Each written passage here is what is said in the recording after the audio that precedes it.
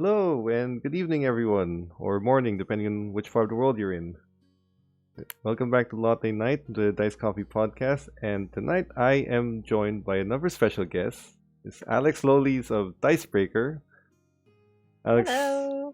I believe you have your own YouTube channel and a Twitch account where you stream a variety of games and have your own little talks, correct? I'm just gonna link. Yeah. Yeah. I've got both of those things. I think I don't do much on YouTube because obviously I mostly work with Dicebreaker in regards to YouTube. But on my own Twitch, I play some video games and sometimes board games. But mostly it's video games like Sims, Fall Guys, Yeah, all the all the fun usual stuff. suspects. Yeah. All the fun stuff. So hmm normally, our guests here, we like to start it off because we are primarily on tabletops. I wanted to ask, like, what was your first experience with tabletop RPGs? Like, what system, what game, and how did you find it? And do you still play Um, that system? Yeah, well, the first system I ever played was D&D. I think that's probably the case with a lot of people. A friend of mine, Sunny, who still DMs for games that we play, like in my spare time. He is a really, really excellent DM, and he was hosting a game for some friends, and they were always talking about it, always talking about their sessions afterwards, and I'd never really had. Obviously, I play like tabletop games, but I'd never really had an interest in RPGs. I didn't think like, I thought they were like the next step, and I guess it didn't seem like something I might be interested in. But they kept talking about their sessions after they had played in an evening, and um, it sounded like a lot of fun. So I was like, you know what, let's give it a try. And at the time, I was working at Big Potato Games, a board game publisher, and um, there was a few of us at work who wanted to give it a go. So we organized for him to come into the office, and we played a game. The three of us, myself and two others, and I had the best time. I was hooked. I was just hooked from that moment. And yeah, and then since then I've kind of played some more D&D with him, and then obviously through Dicebreaker now I've played lots of other systems as well. But for a while I'd kind of mainly been playing D&D. Right. So with all the systems that you played, and even though D&D was the first, is D&D your favorite, or is there something else that you would say is something that you would like to play more often, something that you really love playing more than I D&D? do really like D&D. I feel like there is a lot of great systems, and some people consider like D&D to be like very mainstream and maybe like not the best system or whatever, or being very complicated, but I feel comfortable in there. And for me, the fantasy world of D&D is one that I love living in. Like, I love watching Lord of the Rings over and over again. I just love that kind of Medieval fantasy kind of. world. Yeah, it's very much a world that I love living in. But I have to say that I've got probably two other favorite systems. One of them is Deadlands, with which we've played a couple of Yep. times on Dicebreaker, but also we play a game off camera. Johnny actually hosts this one as well, and it's just a bunch of girls, and Johnny's the GM, and I love it. It's so much fun. So that's one I really enjoy. There's also a new one that was on Kickstarter recently called Zhangshi, which is Is this the one about about the Chinese hopping corpses legend? yes, Right. yes. And I remember being quite nervous about playing it because you're encouraged to play a Chinese person, because the way the game works is that you're a Chinese immigrant family who's come. In our story, it was that you've come to San Francisco in the 1920s, and you have like different generations who all have like different language abilities and stuff in terms of like English. And I remember being quite nervous because I was like, I don't feel very comfortable playing someone Chinese when I'm quite clearly not Chinese and don't really know anything about the culture and stuff. Yeah. But we were made to feel very comfortable, and the game does kind of guide you through what you should and shouldn't do.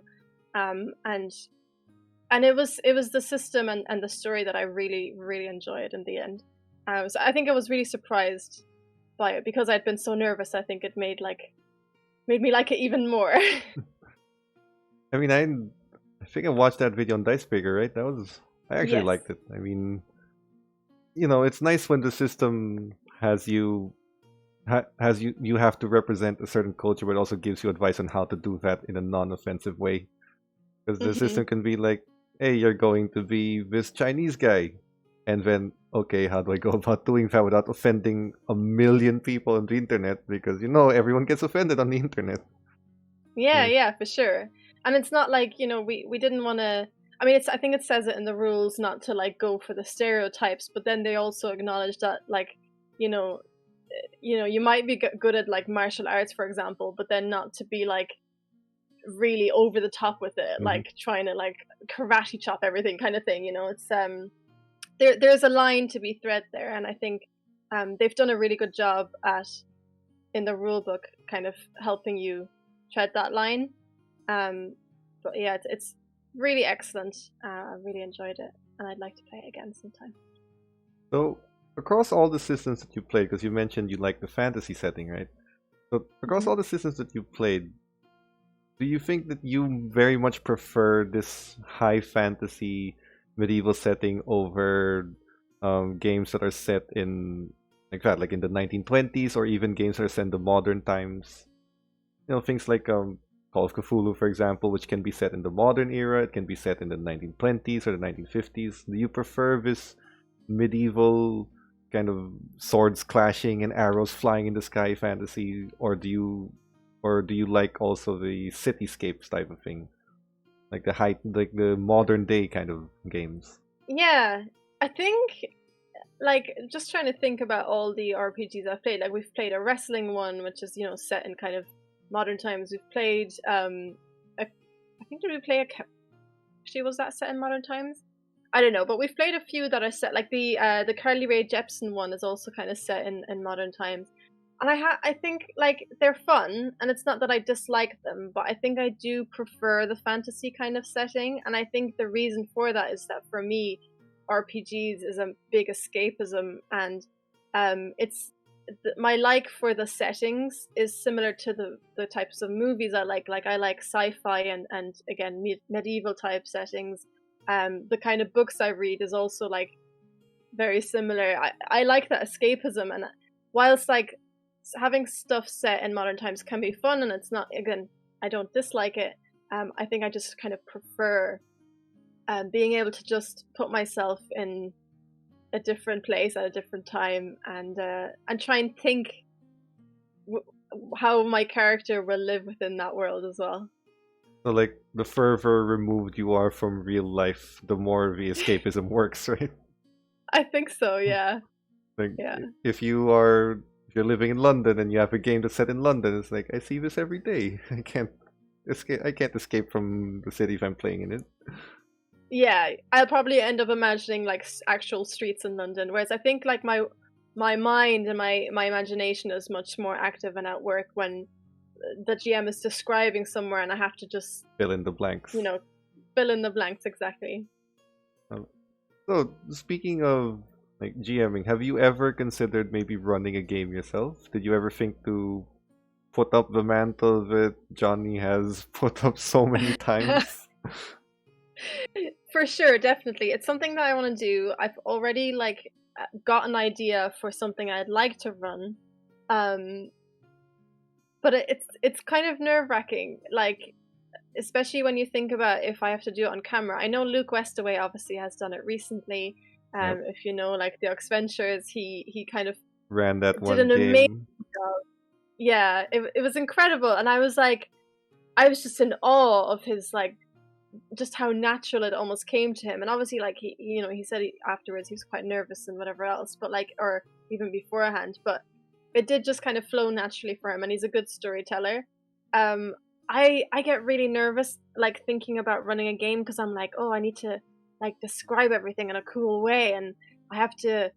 Oh, I don't know. I think it'll be one of those things that I kind of just have to jump into one day, and hopefully it'll work out.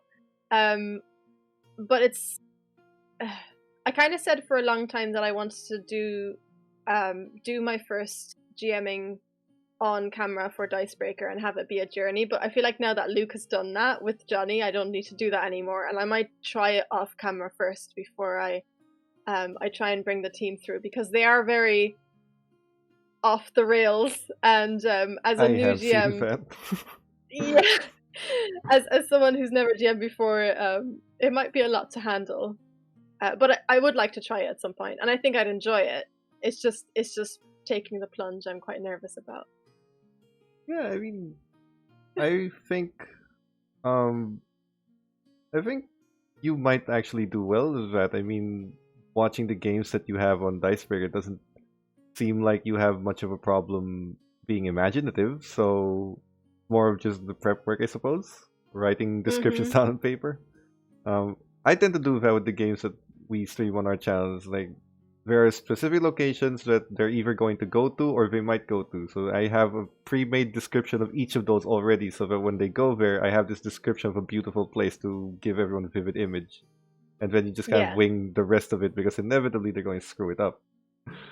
Which was my question, actually, is that I remember, I think it was over a year ago now. I'm not sure if it was before or after Dicebreaker as a channel, but Johnny did a video on Outside Extra where he was talking about these, I think it was 7 times that the players have screwed him over as a DM. I know the video. Right. So I wanted to ask you, because I don't think I've seen one that was done on Dicebreaker regarding your group. So I wanted to ask, do you know of any time, or has Johnny kind of explained off camera to you guys, that there was this one moment where you just screwed him over and he had to wing it and it didn't show on camera, or maybe it did and we missed it? It's like, was there a time when you just kind of derailed him so badly? There might have been, but I don't think I'd be able to think of it now, because it feels like it would have been one of those things at the time I would have had no idea. Not that I can think of. Yeah. I can barely remember our sessions, to be honest, because it's like there's such adrenaline that happens when you're playing the sessions, and we watch them back afterwards, or at least I do, because we usually have a premiere of them every week, and so I'm often in the chat with people kind of talking about it. Not that I can think of that he's admitted to us. Maybe you should try to get him to admit it. I would love to see it might be a little sadistic of me, but as a DM, I love it. I love watching other DMs kind of put out a video where they just explain their frustrations running games with players, because all of us kind of feel the same way. I can only imagine. I do love, though, I've definitely had moments where I've done something in a game and I can tell, I think there was a game with there was a game that Wheels actually GM'd recently, the Alien RPG. Yeah. And I decided to not to have massive spoilers or anything, but I, as my character, decided to do something, to go somewhere very specifically. And at the time, I was convinced that was what Wheels wanted us to do. So I did it, and I was like, "This is the right thing to do. I'm doing the right thing," and I did it. And all the other characters went off together. And as it turned out, they were the ones who kind of continued the plot line. So I realized I had done the wrong thing, and I was just in this place by myself. And it was funny because it took a while for Wheels to kind of come back around to me, because I think he hadn't really expected for me to just go off and do this weird thing that I decided was the correct thing to do. So that's a specific kind of scenario that I can think of where I kind of might have derailed Wheels a little bit, but in the end it worked out, and he brought it back around. He's good at what he does. It's a thing amongst players. It's like, if you derail the DM, it is the right thing to do. Whatever you're doing was the right thing to do. It's true. So we've had a few guests here, and they've always talked about their characters, especially in D&D, their characters and inspirations. I'm not sure if you played in any other videos I haven't seen, but the first time that I saw you was on Dicebreaker, and you had the Dungeon Breaker group, and I think you were playing Mist. Yes. With the Baxies, that or any other character you played on or off camera. where do you usually get, these characters from? Their stories? How do you come up with them? Or what's your inspiration for writing these characters? So, I to explain Mist even, I have to go and talk about a different character first because before we started Dungeon Breaker, we started a D&D group together with Eurogamer called the Breakfast Club. Yep. Which started about a month before we started, like, with Dicebreaker, and this was actually still one of the first RPG characters I'd made. I hadn't really made many. I think I'd only made like 2 or 3 characters before I made Hell, which is my character on the Breakfast Club. And Hell is like an emo elf, and she's very much just a piece of me that I've kind of like made bigger. So I see myself as like quite Emo. moody. Yeah, bit emo, bit sarcastic. I've just kind of taken a very small piece of me that I guess I wanted to kind of just blow up and make it into like a bigger, just into an actual person. And so yeah, she's very like dark and doesn't talk much and just hates everyone, and also like ends up teaming up with bad guys, when she really shouldn't. And so when we were then making characters for Dungeon Breaker, I wanted to make something quite different because obviously don't want to play the same character all the time. And initially, Dungeon Breaker, there'd been talk about us making characters and then changing characters every few months. So I was like, right, let's make a character that I'm not that fussed about, that I can dump after a few sessions, kind of thing. And so I was kind of looking into a few different races and what have you, and I hadn't realized that cat people, tabaxis, were a race when I made Hell. And when I found that, I was like, well, I'm gonna have to make a tabaxi because Who wouldn't? I love cats, and you can tell by my cat shirt that I'm wearing right now. I have a cat right now as well, who's just sat next to me. And it was like, I have to make a cat person. So then I kind of read out about tabaxis, and I don't really know how Mist came about. I think so the name Mist, first of all, has actual triple meaning. Really? It's mist as in just the the mist on the mountain. It's mist as in to miss something, because I wanted Mist to be really clumsy and dumb, and so I the fact that they would miss a lot of details, miss there was that meaning behind it. And also Mist, M-I-S-T, in German means crap. So and it's something that you say when you mess up.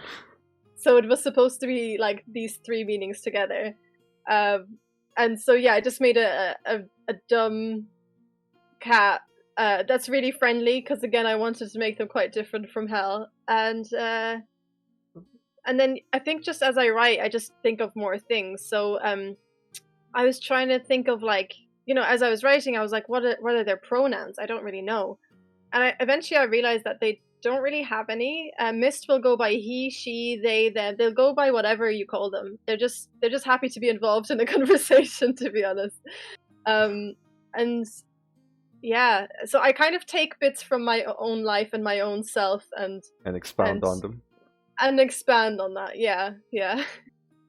Or sometimes it's sometimes I'll often make costumes for RPG characters. So there's been a couple of characters where I came up with the costume first and then made the character around that costume.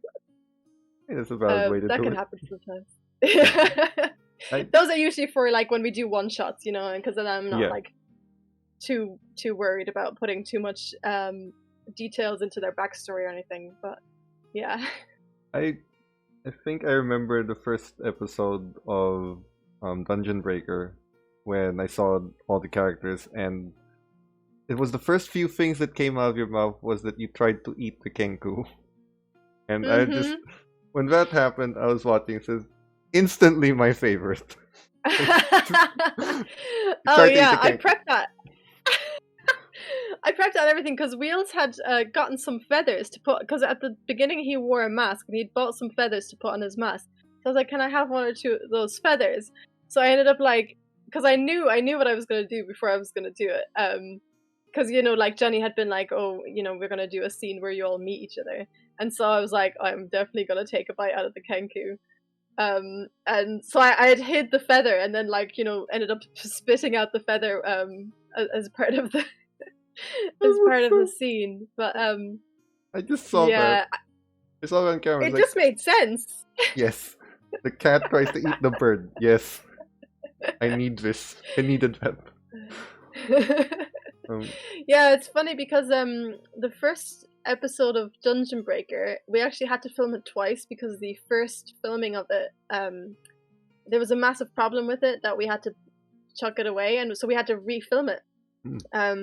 So it actually ended up different from how we had initially done it, and I don't really remember much of the original episode, but that bit we kept in because I was like, I'm keeping the feather thing.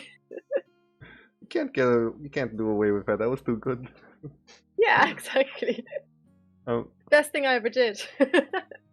I also, because you brought up Hell and the Breakfast Club, I also remember that first episode and the episodes after. It's like the first time I saw Wheels as a character, like 5 seconds into the video, I saw all the characters. I was reading the names. It's like Robert Oka. Oh, okay.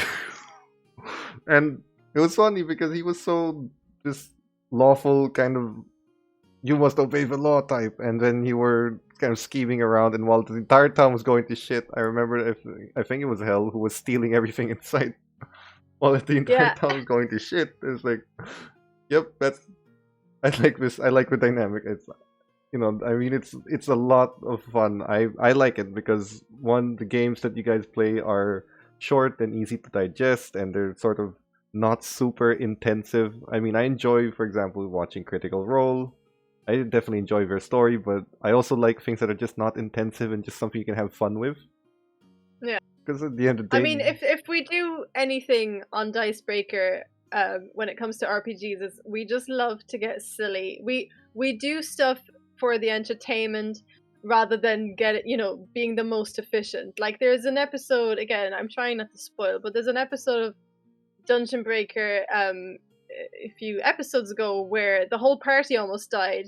Yep. Because certain characters decided to do something which was stupid, but it made for good entertainment at the end of the day. So it's entertainment, keeping in character, but also trying to do stuff that's funny rather than like what's gonna actually get us to the goal. Let's try to have fun with it. Yeah. So my next question is that in all of these streams, has there ever been a moment in these games where you were just there was just an impulse move, like like the feather thing, only within the game? It's like with no one seeing it coming, like this impulse move that sort of changed how this was supposed to go, or just kind of derailed things, and Johnny just kind of picked up on it. Like something you did that was completely on impulse, and you weren't thinking like, "Is my character gonna do this or not?" It was just, Alex, want to do this, so I'm doing it right now. Probably most of what I do is I just try and in the moment I'm like, well, this might be the right thing to do, or this might be the clever thing to do, but I am Mist. So I usually as Mist do the first thing that comes into my head, as stupid as it may be, because Mist is a bit stupid. So they're like, and I think Mist is probably quite impulsive as well. So I do just tend to like, I think the majority of what I do tends to be on impulse. I am trying to think of like an example. I feel like there was Few things that you just did out of random. Yeah, I think like I think one of the first things in one of the first episodes, I obviously scooped up Tim and built a costume like around Tim and myself being like incorporated together. That was like, I mean, it was No, I don't know. I can't think of any example. That's fine. It's just I've I just really enjoy all the games that Johnny runs, the Ox Ventures, Dungeon Breaker, Breakfast Club, because they're so lighthearted and fun and easy to watch. And despite everything that's happened in the world today, I kind of like that. Um, the Ox Ventures, for example, have been having more streams. I've been waiting for more streams on the other channels too, because I live for this sort of thing, the weirdness, the comedy, and everything. Um, my, I wanted to ask about your characters. Is that you said that you take them out from a piece of you, kind of expound on it, make it blow up into a full person.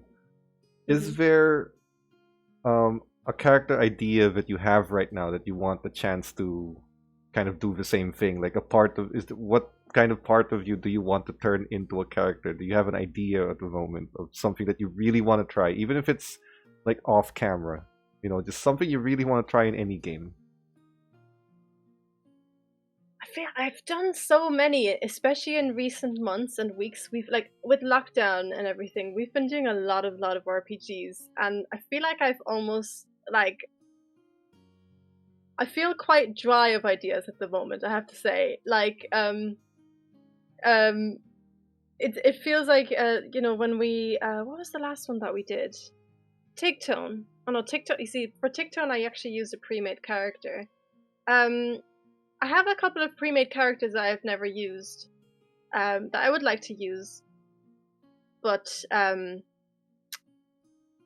don't think there's anything I haven't made yet. It kind of, for me, the character almost comes from the setting as well, and because we do different settings all the time, it kind of just comes to me when we get told, okay, we're going to be playing this game in this setting, and I'm like, okay, yeah, this character makes sense. There's nothing that stands out for me right now. I feel like there was one a few months ago. What was it again? But I think I've used it since. Whatever it was. Right. Yeah, there was definitely one that I wanted to play a few months ago. I think I still can't remember what it was for, but I remember it just being like a cool. I think I used it in the one that we did, the Grant Howitt one. What's that one called? The EGX RPG. Right. I kind of the character I made for that. I had an idea for something similar before I used her. I didn't use the exact character that I'd wanted to, but I kind of molded her into what made sense for that RPG. But yeah, every now and again I do get an idea where I'm like, I really want to use that. I'm just waiting for the right RPG to come up. But there's nothing right now. I'm a bit RPG'd out at the moment. With everything that's been going on and all the games that have been played. Yeah, we've been pretty much filming an RPG every week almost, so it's been quite heavy. Yeah. How about because you mentioned earlier that you've been into tabletop and RPGs was a recent thing. So let's talk board games for a bit. Like favorite board game of all time. Star Realms. Nice. You can kind of see behind me. There's a big box in the middle there, because I have the really big box where you can put all the expansion packs and everything. It's the one game that since I've learned it, like 5 years ago or something, I have been playing it like nonstop. I play it on the app all the time. I teach it to so many new people. There's an app for Star Realms. Yeah. I have to check that out. I didn't know. You should. It's really good. It's also free. You only need to like pay for it if you want to play with people online. Otherwise, it's free. So yeah, I play it all the time. I was actually like playing a game earlier when I was having my lunch. So just play it all the time. Am I to assume that you have pretty much all the expansion packs already? I have all of them. Yeah. Now, part of that is that I am friendly with the inventors. So they have provided some of those for me through events and stuff. When I was doing events with Big Potato, we'd do some game swaps. Also for my birthday recently, they gifted me a bunch for the app. But I have bought some myself as well. I'm not just a complete freeloader. But it's because I'm constantly talking about the game. I'm constantly posting about the game. That kind of recently they've been very generous to me and have gifted me some stuff. I mean, it's all good. I'm still missing a few. Actually, it kind of bums me out a bit. It's kind of hard to buy them where I am. Philippines is Oh, a really? very tabletop gaming. At least in board game perspective, there's a limited selections. Yeah. What about? Have you ever tried? How do you find the classics, like things like Clue or Risk? Oh, So when we talk about classics, we're talking about like kind of mainstream, are we? Like the games that like everyone like you don't have to be into board games to play. Is that what we're talking about? more like the ones that, because at least where I'm from, Clue is sort of thought of as cliche. So things like that, Yeah. Not like Monopoly where everyone knows what Monopoly is. Just these sort of Okay. games, the ones that have been obscured over time, I suppose. Clue, Risk, those type of games, like around First that of all, area. I'm not fussed about. I haven't really played Clue in years, to be honest. So I don't even know how I'd feel about it now. I haven't played it since I was like, I don't know, a kid. I guess maybe a teenager. Did you even enjoy it when you were a kid? I don't know if I did all that much, to be honest. I did like Monopoly. Everyone likes Monopoly. Which a lot of, I don't know. I feel like a lot of people don't like Monopoly because it ruins friendships. Yeah, that's probably why I do like it. I'm embarrassed to say I've never played Risk. Oh, you haven't? Yeah, I've never played it, and every time it comes up in conversation, I'm always very embarrassed about it. But it's one of those things that everyone has played it, and nobody wants to play it, so I never get a chance to play it. So I don't know if or when I'll ever get a chance to play it, to be honest. But I'd like to try it, because I'd like to have, played it. I'd like to take it off. Risk is a fun game. I think you guys really should try it. I don't know, for me it's something everyone who loves board games should try at least once. Really, you can really get into it, and it can last for hours, and you guys won't even realize the time. And at some point, you guys are just sabotaging each other. Then, in retrospect, like my kind of game. In retrospect, you might be ruining a couple of your friendships, but you play with people you don't mind losing. Yeah. So, with all the games and everything, I want to get to know a bit. How did you get involved with Dicebreaker? Like, how did that whole thing start? Well, I've had a bit of a journey. So my first job in the board game industry was I was a board game guru in a board game cafe in London, called Drafts. Mm-hmm. So I spent about 9 months teaching people games and like recommending games and teaching games. And I learned a lot of games when I was working there because we had a library of like 700 odd games. And so I became really good at like knowing what games people would like and then teaching them that game and kind of keep recommending based on those kind of things. I then ran an event, a Star Realms tournament actually, and through that event I got to know Big Potato Games, which is a publisher. They make party games, and they were looking for an events person eventually, so I worked with them. I was events manager with them for 2 years, where I did lots of shows, met lots of people in the industry, met lots of just kind of met a lot of people, did a lot of stuff, a lot of creative stuff. And I also kind of, I don't really know how it happened, but I ended up, whenever we needed somebody to go in front of a camera and talk about the company, it ended up being me. Maybe it's because I was at all the events, maybe it's because I was good at explaining the games, I don't really know, but that kind of happened, and eventually I moved to sales, but then I didn't like sales, and I was kind of looking for something else, something more creative. And a friend of mine told me that Dicebreaker, who just started, I think they'd started maybe a month before I they started about a couple of weeks before I applied there. and they were looking for a third video producer because it was just Johnny and Wheels for the first couple of months. And I applied, and I went in, and I met the guys, and I taught them star realms, as in, because you got to teach them a game on camera. And they seemed to like me, and I liked them, and I liked what they were doing. So yeah, it was kind of like a couple of friends had recommended me for the position, and they met with me, and it was good.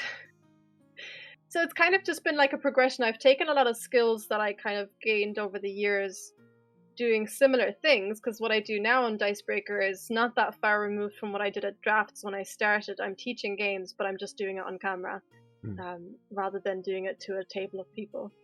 And then, just kind of made sense. It's working. It looks like it's been working out so far. I mean, it's a lot of fun watching all of you there. I'm glad you like it. I'm having a lot of fun as well. Yeah, I'm a big fan. I mean, I, like most people who watch, I started with Outside Xbox, Outside Extra, the video game stuff, and then I knew about Johnny because of the Ox Ventures, and then the first video they came out with from Outside Extra promoting Johnny, saying Johnny's channel on Dicebreaker is like talking about tabletops and board games, like I'm in. That's all you need to say. Tabletops, board games. I'm in. Like, as much as I love video games, like board games are just creativity. It's the passion's there. Like, I'm 100% in on that. Joy, because there was it's not just you. There's a lot of people who followed Johnny from either Eurogamer or from the Ox Ventures over to Dicebreaker, and it's part of the reason why Dicebreaker got off to such a strong start is because Johnny brought a bunch of people with him who had seen him GM on the Ox Ventures or seen him do video game stuff on Eurogamer, and the amount of people we've had who never played board games or didn't really know about them or had no interest or whatever the case may be, the amount of people we've had who've started playing board games and have really come to love the hobby, it's just been really nice to kind of get that kind of feedback and spread that board game joy, because at the end of the day, we're all passionate at Dicebreaker about board games, and that's the aim of Dicebreaker. Part of it is to just get more people into the hobby and to open it up and make people feel comfortable and cater for all sorts of people, whether you've been playing board games for years or whether you know nothing about board games. It's been really nice to get that kind of feedback. Yeah, I mean, personally speaking, when I started watching Dicebreaker and everything, when I tried to introduce my friends to some board games, some things I want to play with them, it's like, how do you play? It's like, here, watch this. I don't want to explain it. They do a better job, so here, just watch this.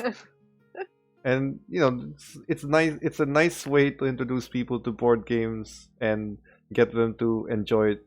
At least on my half, it's a nice way to just show, here, just watch this. After that, I'm sure you'll want to play, and they usually do. It's like, all right, I have a reason to spend all this money to buy this game now because people want to play. Yeah.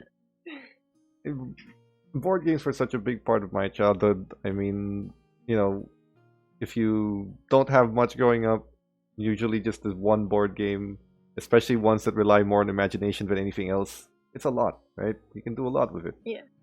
So, were you, as a child, on that note, imaginative? Like, did you have this sort of wild imagination growing up? Were you always this, creative in your mind? Sure.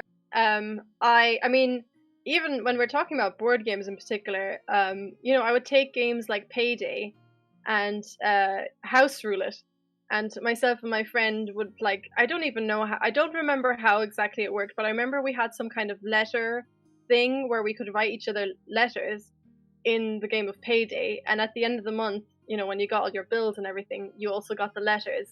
And part of it was that you could send bills to each other, which I don't really know how or why we made that a rule. But there was but then some of it was you could give each other money and you could just write nice notes to each other, and I really don't know anymore what that was about. But there was lots of stuff like that. Like I used to play, when I say I liked Monopoly, I loved Monopoly and nobody would ever play with me. So I used to, again, house rule it, and I would play myself against myself 3 times. So there was 4 people playing, but it was just me controlling all 4 players, but I had like certain rules that made it fair. So if I wanted to buy a property from the player who was my dad, or who was like, I assigned them all to be people, I would the rule was that I had to pay double of what the property was worth or something like that. So that in that way, because obviously there was no real people to like bargain with. I kind of had these rules in place that it kind of was the same across the board. So if you wanted something, as long as you had the money, in whatever case, in whatever the like case was, that you could buy the property you wanted. And yeah, other than that, like other than board games, I used to host comedy shows in my back garden for the kids, and like I was very into drawing for a long time, very into like anime and manga, and created. I used to run shops. I used to make my own shops, and I was always trying to make something and do something, and I at one point I made a magazine. I still have the magazine, where I made, I think, about 8 editions of the magazine. Every month it came out. I had a friend of mine who subscribed. She paid a certain amount every month, and I would bring her a copy of the magazine into school, and it was about, I think, anime and manga. As I said, I still have copies of that magazine.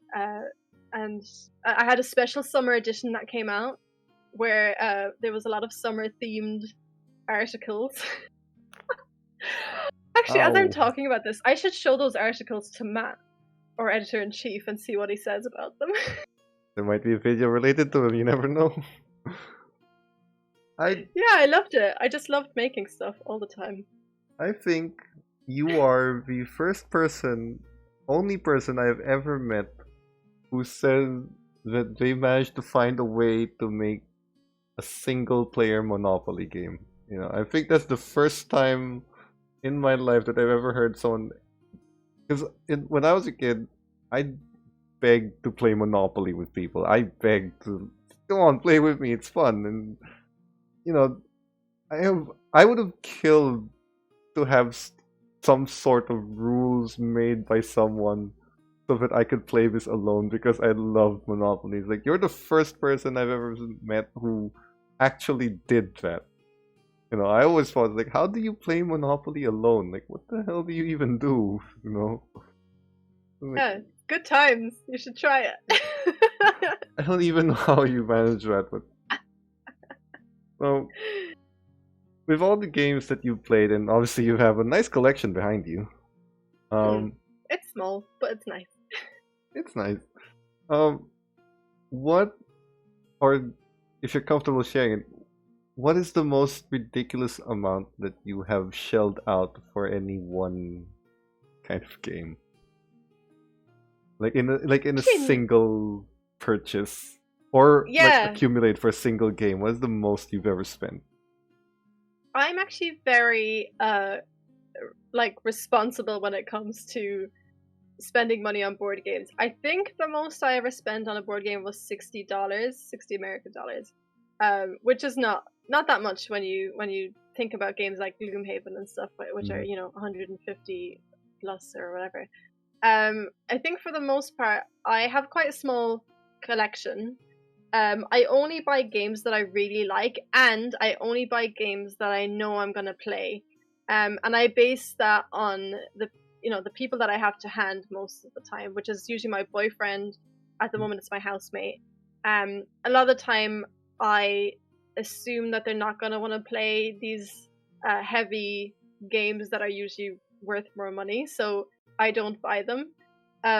Because at the end of the day, if I want to play them, I could just probably go to a board game cafe, or a friend of mine will often have, like, a friend of mine has Gloomhaven, so we play Gloomhaven at his house with his copy. So $60 is the most I ever spent, and that's only because the game itself was $30. The game in question is called Secret Hitler. I am half German, and when I wanted to buy the game, it was not available in the UK. I could only get it in the US. Now my brother lives and works in the US, and it was around Christmas time, and I said, if I buy this game and get it sent to your house, will you bring it home for Christmas for me? And he was like, are you joking? Like, he knew nothing about the game, but the fact that it was about Secret Hitler, Hitler. yeah, he was like, are you joking? No.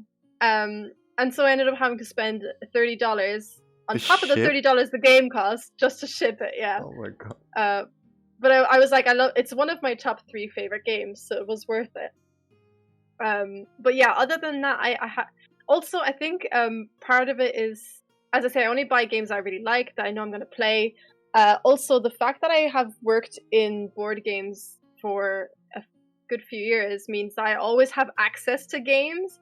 Like, my last job had a games library, my current job has a games library, and a lot of times, like, games will get sent to us, or whatever the case may be. So I often have access to games, and I can try them, and yeah. So if it's your thing or not. I'm not as bad as some people. I take offense to that statement. I've spent more than I should have. I mean that in, like, not a disrespectful way, because I mean, when you're talking about, like, Gloomhaven, I would happily spend the money on Gloomhaven if it wasn't for the fact that the people that I play with, we already, one of them has a copy, and we're not going to play it without him, realistically, so what's the point? Since you just mentioned that you were, like, responsible with your spendings, I kind of feel like I already know the answer to my next question, but is everyone that I've played with in Dungeons & Dragons, I've brought in a few of my friends, and the people that I play with on streaming, that we stream, they're all new, and I introduced it to them. So I'm like, I went up to them and said, it's a high fantasy setting, we're going to be playing, you guys make these characters, there's a few rules in, but for the most part, it's storytelling, it's high fantasy, you get to do what you want, and the best part, most of it's free. I mean, there are apps, you can go on D&D Beyond, some of the rules are there, you can look up whatever rule that you don't know, it's all free on, for example, the website Roll20, like, everything's free, you don't have to spend anything. And then they bought their first set of dice, and then they kept buying more dice, and then more dice, until eventually they spent like several thousand my currency, which is like $20-ish, about $100 worth of dice by this point. Right. So I wanted to ask are you what most people call a dice goblin? Like, do you have this compulsion to keep buying dice despite how much you already have? I do want to buy more dice. I haven't, because because we play so many different systems, we often use different dice all the time. So I don't know, like, I'm always looking at dice for sure, like, especially at shows when you see like the nice metal ones, or I know somebody who got some glass ones, I think for Christmas it was, and I'm like, I really want them. But I have dice. But I really want them, though. I've definitely had some, that I've had my eye on, but also, again, working at Dicebreaker, we do have a lot of dice. So there's just no need. And I try and be responsible and not. But I'm very jealous when I see people with lots of dice. When some people have like big bags of dice, and I'm always very jealous, and I always want that in my life. But I don't have that. There's no need for that. There is always a need for dice. There's always a need for more dice. The number of butts you put in that sentence, going back and forth, you're already doing a lot better than the rest of us, because it's like, I like the dice, I already have this, but I like it. Okay, I'm buying it. It's like, that's usually the end of the statement for the rest of us here. Yeah, I'm pretty responsible. Pretty responsible. You're more responsible than anyone I've met so far. What is the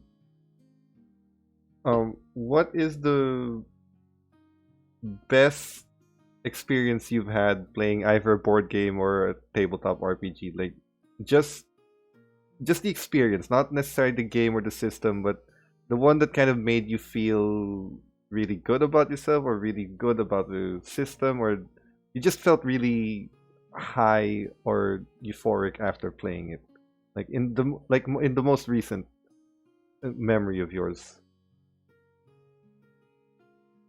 Secret Hitler often has that for me. It's social deduction games in general tend to have that effect on me because when I first started playing them, I wasn't really into them, and I also think I played a couple where I looking back now, they're not that good when it comes to the selection of social deduction games that are out there.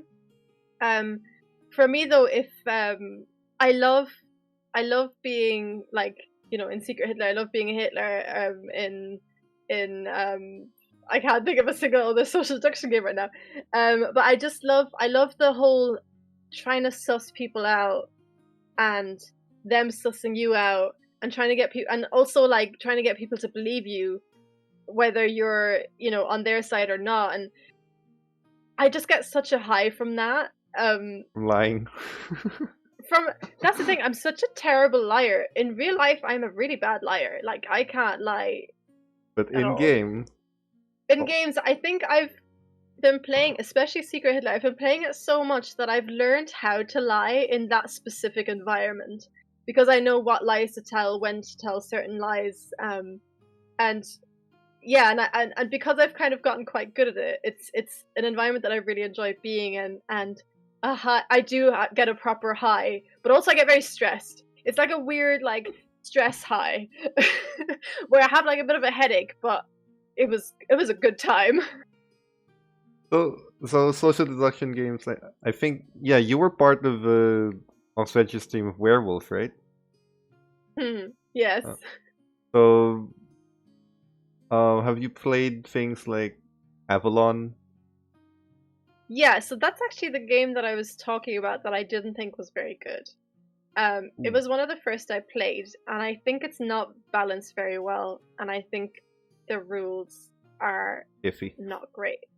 Yeah, I think there's like, so Secret Hitler, it's not, for that game, for example, it's not about the theme at all. It's about the fact that they've balanced it really well. I think it's like the most balanced social deduction game that I've come across. For me, Avalon, there's like, I've played it before, and I think when I came to this realization, I was playing with a friend of mine. He lives in Amsterdam, and I went to visit him, and we went to a board game club, and we played Avalon, a few rounds of it. And there's a rule in the game, or there's no rule, I should say, that stops you from like voting the same people over and over again into going on the quest, which was really boring because, you know, they'd go on a quest, the two people would succeed, and then they just kept doing the same people. Keep hiring them, no one listens to. Yeah, and some of us never got a chance to even have a go, and even though we were and also didn't give a chance to the people who were bad, and I just found it really dull, and I found it really broken. And I think I was like, oh, okay, this is probably why I didn't like it when I first played it as well. But at the time, I was newish into like social deduction, and I wouldn't have known what I didn't like about it. Yeah, that's fine. So when playing social deduction games, since we're on the topic, where do you find most of your enjoyment? When you're on the bad guy's side, like trying to lie, or when you're on the good guy's side trying to convince people, hey, I'm a nice person, trust me? I hate being on the good side. I find it really dull. I love being a bad guy, and especially if I'm the main bad guy, if there is one. I find it more exciting to lie and to make people question their relationships with other players, even though they're like on the same. I just love getting into people's heads. So yeah, 100% love being the bad guy. Find it really boring being the good guy. I don't know. I asked because when you guys were playing Werewolf, there was always this sort of enjoyment on your face when you're the wolf and you're seeing everyone blame each other, and then you're just kind of sitting there And then when they find out, when the reveal comes and they find out you're the wolf, it's like the big smile on your face, like you definitely enjoy being being the terrible one. Yeah, well, there's plenty of people who hate it and they get really because they don't like the stress that comes with it, and they just want to be able to tell the truth and they just want to, everyone to get along kind of thing. But I just find it so boring. It's like, the thing is, right? I think also, for me personally, when I am the good guy, nobody believes me. So it's like, well, if you're not going to believe me when I'm telling the truth, Might as well what's just the point? Might as well just be the bad guy. Yeah, exactly. So when it comes to these social deduction games, obviously you've mentioned that your favorite is Secret Hitler. What are some of the more obscure ones you've played? Because in all honesty, the only ones I've played were Avalon, Werewolf. There was that other one about spies, and Secret Hitler. So I've only had the 4. Have you played more than these? Like, have you played extensively into this genre? I've played a couple others. One of my favorite ones that is a bit obscure is called Human Punishment. It's by a That's German. Dark. Yeah. That got dark. It's got a pretty dark name, yeah.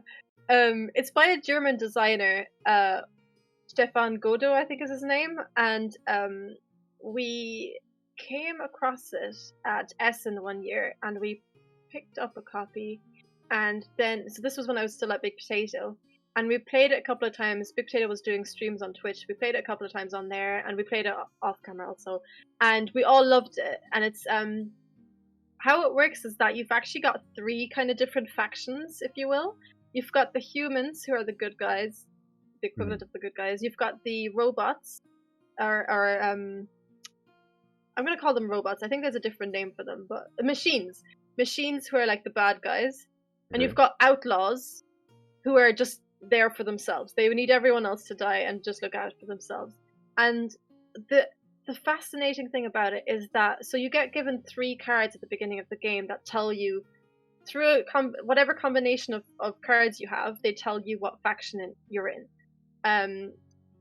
But they're all kept secret on the desk in front of you. And throughout the game, people can turn over your cards, or they can look at your cards and can kind of find out little bits of information about you.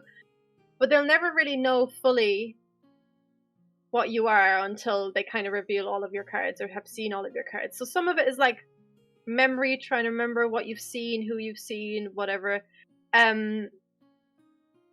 But also, your allegiance in the game can change. So I can start as a machine, but throughout the game I can turn into a human or something else, because there are cards that can get played where somebody can swap one of my cards with somebody else or with another card.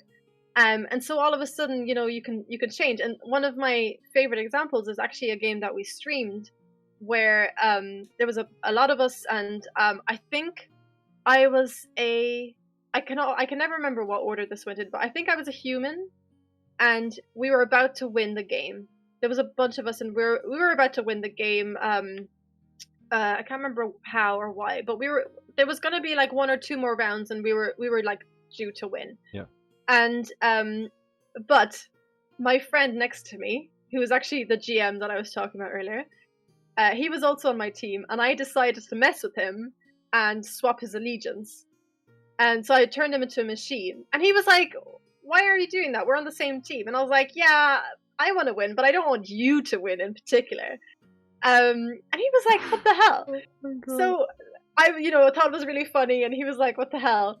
And then next thing, one by one, all the humans who were on my team, one by one, changed to machines as well, until I was like the only human left. And they'd all like turned and went to the other team. And I was like, I've just lost myself the game just because I wanted to mess with my friend. However, I managed to swap one of them back into a human, and we managed to win the game, the 2 of us. But it was like an up and a down, and and what I love about the game is that you never really know who your friends are at all. Like, even when you do, it can change. and you can die in the game, but there's also a way to bring people back, and it's just chaotic, and it's There aren't a lot of great. there aren't a lot of social deduction games where you can actually switch sides. I imagine I don't think I've heard of any of them where you just kind of, nope, I'm here now. Yeah, and that's what I love chaos. So for me, this is a great game. Also, they're actually, I think they're doing a Kickstarter quite soon, where they're doing a prequel to it, and it's more of a board game, so it's not whereas this is, like a very social deduction game with cards. In this case, I think it's a board game, and whatever decisions you make in that game affect the human punishment. And so you can like play the board game, and then you can play the social deduction game afterwards, but like you might have to remove certain characters, or you might have to like add certain, which I think is really interesting, and I'm really excited to see what they've done, because they showed it to me at Essen last year, but it was still very early days. I'm just super curious, solely on the name alone. Like a game called Human Punishment, that has to be worth checking out. It's really, really good. I really recommend it. And also, it plays like 4 to 16 players. So like, when we played it, we would play with like 10 people, and it was a lot. I just love that story of yours where I don't know. It's a phrase like snatching defeat from the jaws of victory. It's like you were about to win, and then the game lasted for what, another for like 30 minutes or so because of everything that just happened. Yeah, and it was so funny because it was just like one by one, I was just like, kind of like slouching into my hand, like, what have I done? What have I done? As they're all turning against me. That's a lot. I wanted. Great, there's more things I have to spend money on now. Because I'm sure that's not available here, so I'm going to be paying for that shipping. Oh yeah, maybe. So, last thing, since we're almost out of time, just the one thing I wanted to ask is, is there any kind of game right now, old, new, or upcoming, that you are super excited to try or get your hands on if you haven't already? Whether it's old or new, just something no matter how much it is, the responsible adult in you goes away because you just really want this, or you're just super hyped about it. I think the main thing is actually that prequel for Human Punishment. I'm really, really excited. Like, my friend who owns Gloomhaven, actually, I said to him, the Kickstarter is coming out soon for this prequel. And he was like, okay, well, I bought Gloomhaven, so you can buy this one. I don't think it's going to be that expensive. I don't think it's going to be expensive as Gloomhaven, but I think I'll probably be buying that. And I've never actually bought anything from Kickstarter before. So this will be my first. Oh, maybe no. Actually, I have. I've bought something from, but never. I'm not really a Kickstarter person, so I think I'm gonna take the risk, as it were, and take the plunge and get this, because I enjoy Human Punishment so much, and I really wanna. I really wanna see what they've done. So your plan is to help the Kickstarter so you get a copy of it, or are you going to do the responsible thing again and try to test it out first before getting a copy of it? I think if Essen had happened this year, I might have been able to try it out, but because there was no Essen, or because there is no Essen, I should say, I will probably be making a stab in the dark. I feel like I can trust him, because Human Punishment is so good. I feel like I can trust him now, and maybe I'm wrong too, but you've been playing social deduction games. You would know that the person you trust often ends up. Yeah. Well, I think I'll be making a plunge here and taking doing a risk. Yeah, I've been looking forward to it ever since I found out about it Essen last year. And I think it won't be coming out even for. I think the Kickstarter is like at the end of this year, I think. And then it'll probably be another year, I guess, until it even comes out. But I'm that excited that I'm like, I'm gonna be on it as soon as it's a thing. Well, I'm catching up. I just really want a copy of the game. I'm probably gonna drag a few people along with me, and by the end of it, they're gonna hate me. But at least I get to play the game, right? Yeah. Okay. That was super entertaining. Definitely want to check these out. Alex, thank you again so much for agreeing to be my guest. I usually say our guest, but my co-hosts have passed out. Thank you again for agreeing. I'll put all your links in the description. Send it to people. Thank you so much. Have a good rest of your evening and good night, everyone who's watching. Thank Bye. you.